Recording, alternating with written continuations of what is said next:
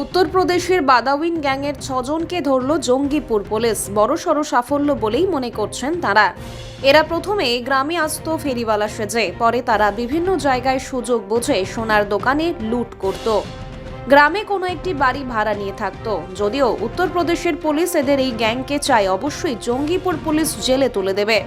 সাংবাদিক বৈঠকে কি বললেন জঙ্গিপুর জেলা পুলিশ সুপার অমিত কুমার সাউ, দেখুন। সোনার দোকানে ডাকাতি কিসের? বছর শেষ হতে চলেছে আপনাদের এক বছরে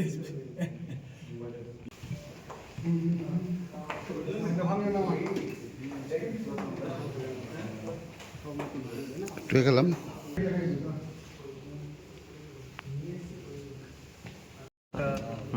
খবর পাই সকাল সকাল বেলা এলো, একদম আর্লি মর্নিংয়ে দুটো সময় এইরকম একটা ঘটনা ঘটেছে, যেখানে সুতি থানা অঞ্চলের মদনার বলে একটা জায়গা আছে, ওখানে একটা কলকাতা জুয়েলার্স শপ আছে। ওখানে একটা ডাকাইতি মতন হয়েছে। জুয়েলারি শপ থেকে অনেকগুলো সোনা গয়না আর প্রায় 1 লাখ টাকার এরকম অ্যামাউন্ট ডাকাইতি হয়েছে।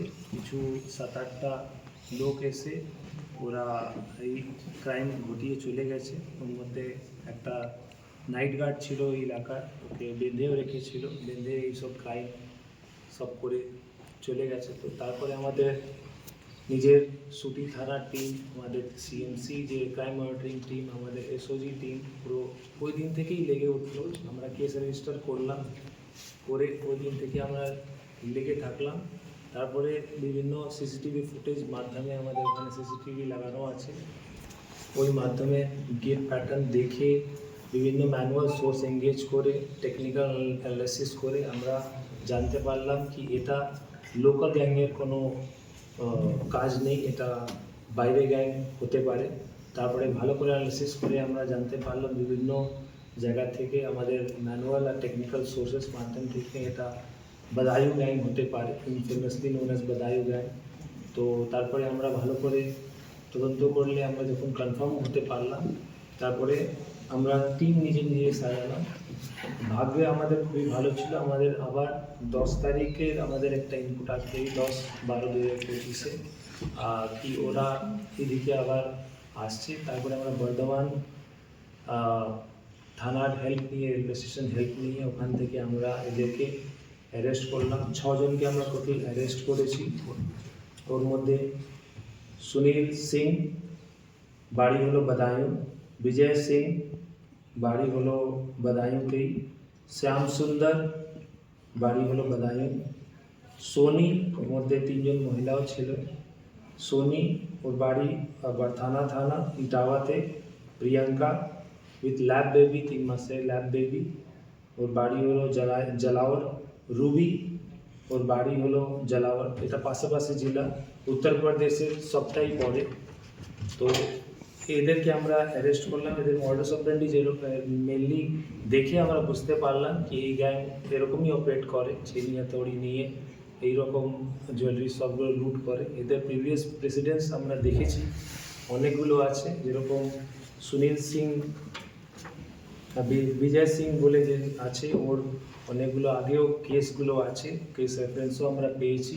এরকম ঝাড়খণ্ডে এদের 2টো কেস আছে, নিমডি থানাতে আর চন্দনকিয়ারি থানাতে। রিসেন্টলি আমরা আরও ইনপুট পেলাম এদের ব্যাপারে, মুরারাইতে বা নালাটিতেও এরা ক্রাইম করেছে।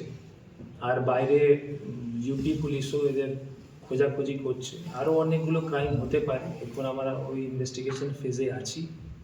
তো এরকম অনেকগুলো ইনসিডেন্ট আছে। এদের মডাস অপারেন্ডি জেনারেলি থাকে কি ফেরিওয়ালা হিসাবে এরা ভাড়াগুলো নেয়, একটু এলাকাগুলো রেকি করে, 10-15-20 কিলোমিটার এলাকাগুলো ভালো করে রেকি করে, যেখানে সুযোগ পায় এরকম এরা ক্রাইম করে। আর মেয়েরা এই জন্য এর সাথে থাকে কি কেউ যেন সাসপিশন বা শক না করে এদের উপরে, আর ভাড়া ইজিলি রেন্টেড হাউসগুলো পেয়ে যায়। কালকে আমরা 30 তারিখে আমরা পাকুড় থানায় এরা রেন্টেড ছিল, তো ওখান থেকে আমরা রেড করলাম। রেড করে আপনারা যা যা দেখতে পাচ্ছেন এখানে অনেকগুলো আইটেম আমরা রিকভার করতে পেরেছি, যার মধ্যে একটা আয়রন মেড কাটার আছে, ছেনিগুলো পেয়েছি, অনেকগুলো 3টে স্ক্রিউ ড্রাইভার পেয়েছি, তারপরে স্প্যানারগুলো পেয়েছি, কিছু হাসুয়া পেয়েছি। আর আমরা সোনার গয়নার আপনারা দেখতে পাচ্ছেন কিছু পায়ের সোনা গয়না অনেকগুলো জিনিস পেয়েছি, কিছু বাইসাইকেলও আমরা পেয়েছি যা দিয়ে এরা রেকি করতো। তো এইসবগুলো এখন অবধি আমরা এটা কালকে আমরা ট্রেস আউট করতে পেরেছি। অ্যাজ পার ইনভেস্টিগেশন আমাদের ইনভেস্টিগেশন চলবে, আরও হতে পারে কিছু লোক ওর মধ্যে থাকতে পারে, ওই ইনভেস্টিগেশন আমাদের চলছে। আর আশা করি আমরা আরও ভালো এই বাদায়ু গ্যাং যেটা কাজ করে ওটা স্টপ করতে পারবো, যেন আমাদের ওয়েস্ট বেঙ্গলে আমাদের এলাকাতে এরকম ক্রাইম যেন না ঘটে। আমাদের যে এলাকাবাসী আছে যারা বিজনেস করে বা যারা বাড়িতে থাকে, আমাদের এলাকাবাসী আছে শান্তিভাবে সুস্থভাবে থাকতে পারে।